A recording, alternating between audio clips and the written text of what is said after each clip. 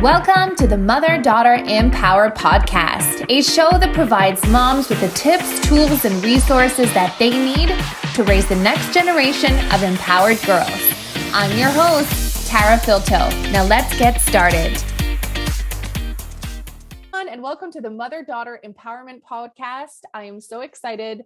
Today's guest is Becky Kurtz, and today we're going to be talking about tools and tips for parenting neurodivergent children. And Becky, we talked a little bit before we started recording here, but it's such an important topic.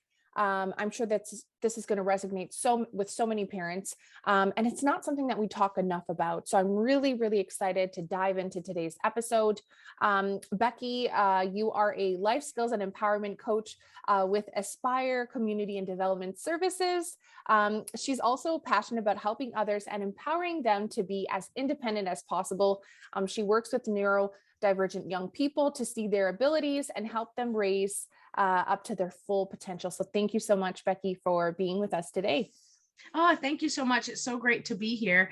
And yes, that's exactly what I do. I empower the young people to be as independent as possible as they begin or continue that transition to adulthood.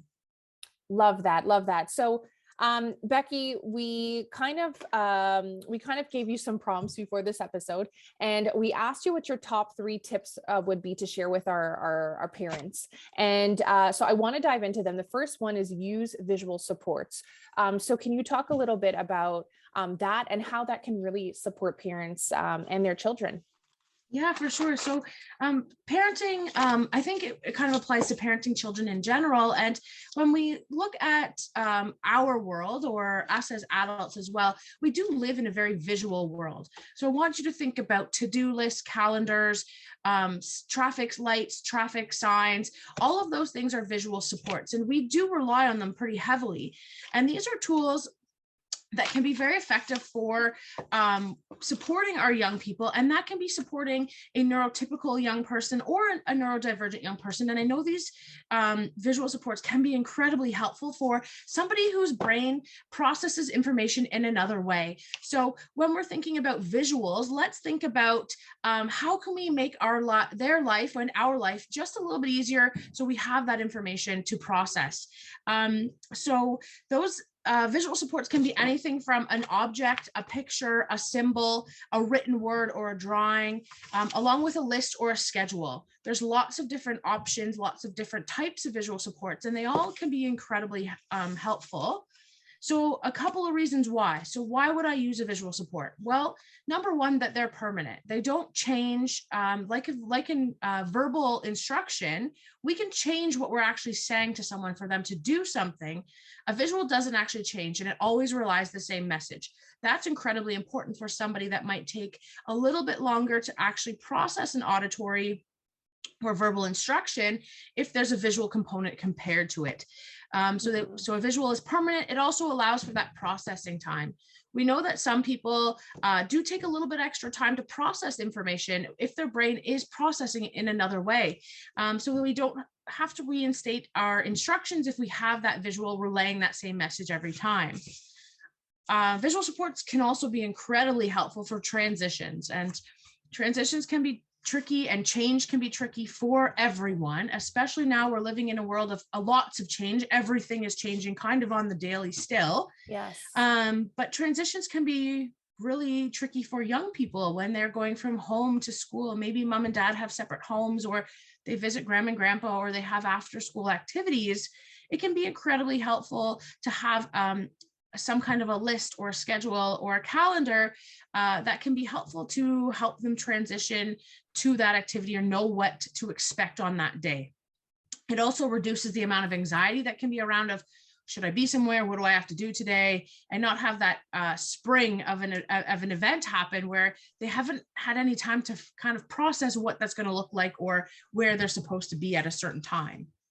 I love that. And I also think that it creates a form of consistency as well, right? Yes, absolutely. It really does just give another opportunity. They see that image, or they see that sign, and they know right away, okay, that's what that means. So it creates that form of consistency. I'm almost thinking even for children that are not neurodivergent, like for younger children, that just reminded me I have a 4-year-old, and she was so adamant on packing her own bag when we went on vacation, but she doesn't read yet, right? So just Yes. creating those little visuals for her of like what to pack, two, like the number two, she started, and then 2 t-shirts, two. So again, like it's just so it gets you thinking about visually how that actually can really impact so many children in helping them be more independent, right? That's exactly it. And that consistency piece is something that we all kind of strive for. We all kind of need some kind of consistency, some kind of routine in our life.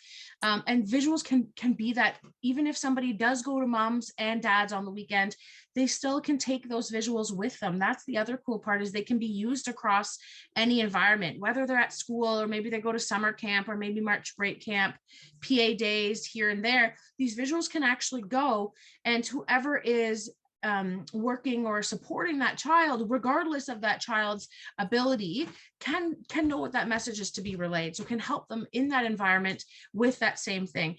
Something that we can think about is a stop sign. That stop sign means the same message if you're in a school zone, if you're on the highway, if you're at a T intersection. It also means the same thing if you're in Canada, the United States, or another country that doesn't speak English as their first language. That stop sign looks very similar as an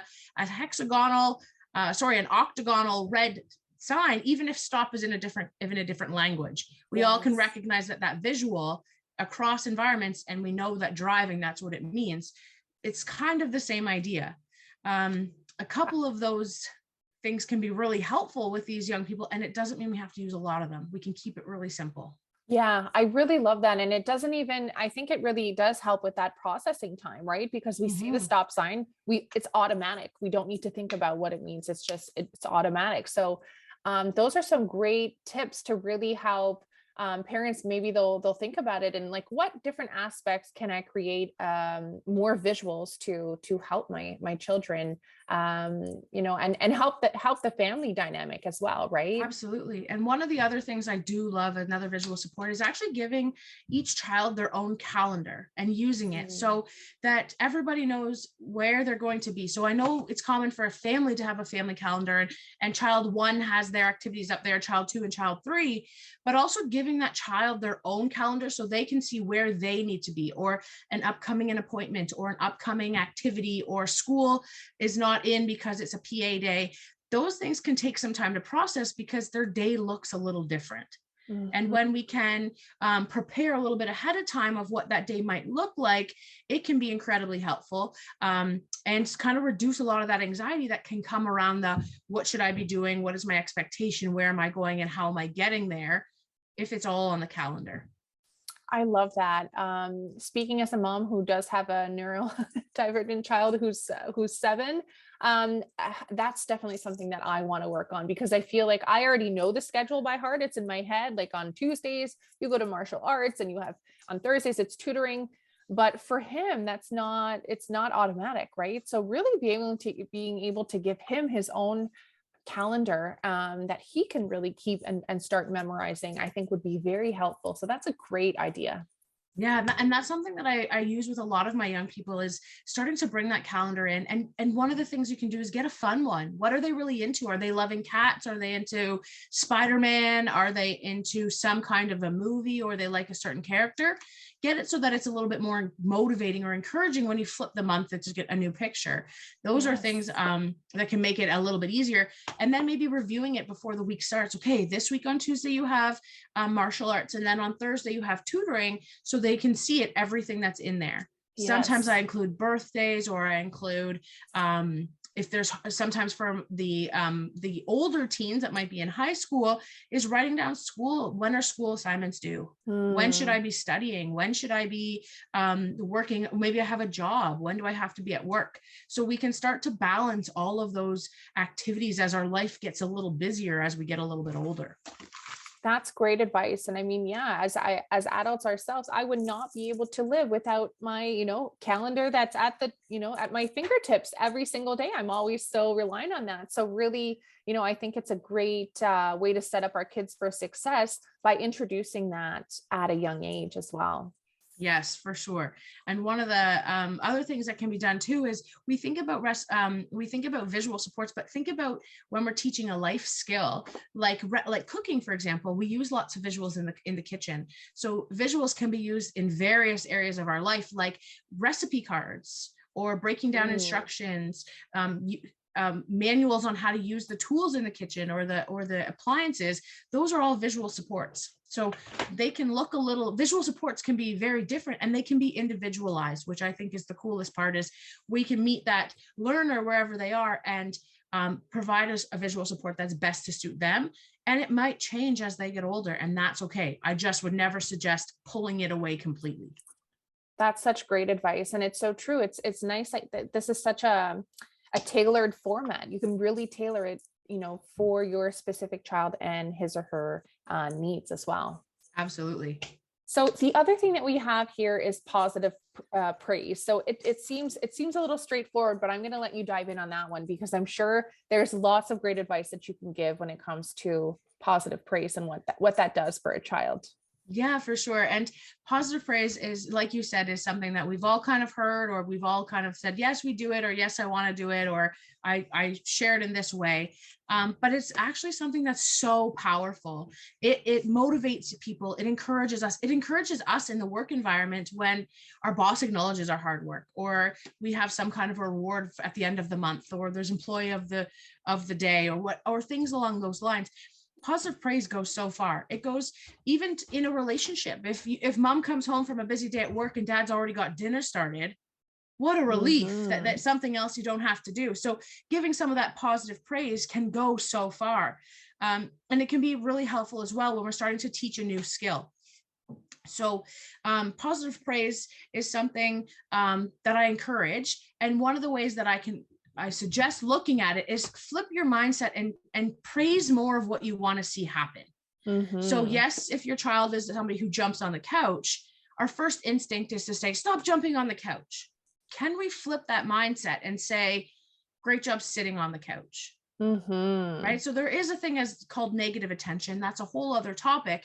Yeah. But if we can flip our mindset to start to say, hey, thanks for sitting on the couch instead of stop jumping, we're going to give attention to what we want to see happen more often. The chance of that happening is more likely if we still continue to acknowledge the things we want to see more of. And I think that's one simple way of trying to flip. It's going to take time for parents to kind of go through that process. Don't be hard on yourself, but just start to be maybe more aware of what you're acknowledging in the negative sense, and can you flip it to a positive?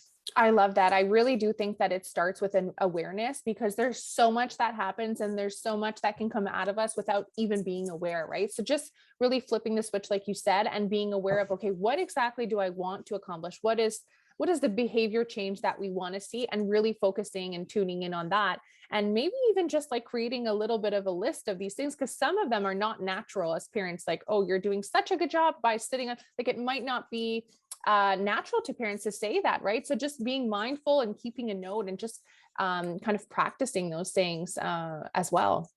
Yeah, that's a really great point as well. That note, it's again that visual list, right? That support to kind of remind you. It also goes if you have multiple children and they like to fight over toys. Yes. So can you flip it and catch them that time where they're actually sharing or they're actually playing really nice? And I mean, it's going to take coaching and help as well, but that praise or thank you so much for sharing. I love when you guys share. That's going to go a long way, so that they're going, oh, mom caught us doing something. I should do this again. Yes, I love that. I love it. Before we leave today, I want to talk about, I know we talked a little bit about the use of schedule and routines, but can you maybe dive a little bit more into how that can support, we when we're speaking to children, but also tweens, right? And how we can support them with those items. Yeah, totally. So a schedule or routine it's similar to a visual support. I mean, it is a visual support, but it actually can break down a task into smaller, more accomplishable steps. So something I'm thinking is when you offer to go, or you ask your child, can you go clean your room? And they're like, whoa, and they stop at the door, they freeze, and maybe they try and avoid it. And then you get a little bit frustrated and you say, I said, clean your room. same thing happens. So we start to think, oh gosh, that room is a mess. I mean, I don't know how I would tackle it. So breaking down a routine can break that task into simple steps and start to build on actually getting that task accomplished. So if it means taking out the garbage, cleaning up, putting the clothes in the washing bin, or making your bed and putting the stuffies in the toy box, that give them those tasks as well, so that they know exactly what needs to be done when mom says, go clean your room. So that routine can start to build in that routine, which is incredibly helpful, so that you're not having to chase down somebody to get the room cleaned, or chase down somebody to do a task that has a whole bunch of steps. It kind of supports that executive functioning part of the brain, which can be have deficits or be a struggle. So we can start to build that independence as well. I love that. And again, like when we just think about us as adults, if somebody came and said, you know, you need to clean your entire house now, how overwhelming is that? We break it down in steps. What do I do every day? What needs to be done on this day? Like we do that for ourselves. So really putting that into perspective, you know, for our children. And I love the way of just like the example of cleaning the room. And sometimes, you know, you might have a child that cleans their room and it's not up to par to what you, for example, would want how the room you would want it to be cleaned. But by breaking it down, if it's put all your stuffies away, then again, that's part of the positive praising, because if they did that, then you can say, yeah, great job. You put all of your stuffies away. Okay, next we're going to do this part. So it's not too overwhelming. And you're also able to implement more positive praise at the same time. Exactly. And that's another good thing about positive praise is it helps that teaching of a skill when we're breaking things down. So we're kind of encouraging them along the way. So it's not they have to finish this entire task. They finish one part of it and they still get to hear, great job. And it motivates us to keep doing the next step. Absolutely. Absolutely. Well, Becky, I want to thank you. You've provided so many wonderful tips. I think both for neurodivergent children, but also just for children in general. And really just thinking as adults, so many of these things that we need, and sometimes we might forget to kind of break it down in those steps for our kids. So it's a great reminder. Thank you so much for providing all these tips and tricks and nuggets with us today. If our viewers or listeners want to reach you, and how do they go about to do that? Yeah, absolutely. So I operate Aspire Community Developmental Services, and you can reach us on our website at aspireservices.ca. I can also be reached by email at info@aspireservices.ca, and I'm happy to answer questions, or if anyone has any ideas or thoughts or suggestions, I'd love to connect. And you can reach me on the website or by email as well. That is wonderful. And we are going to add your contact information in the show notes, so that if everyone wants to just, click on the website, they can do that very easily as well. So once again, thank you so much, Becky, for being with us today.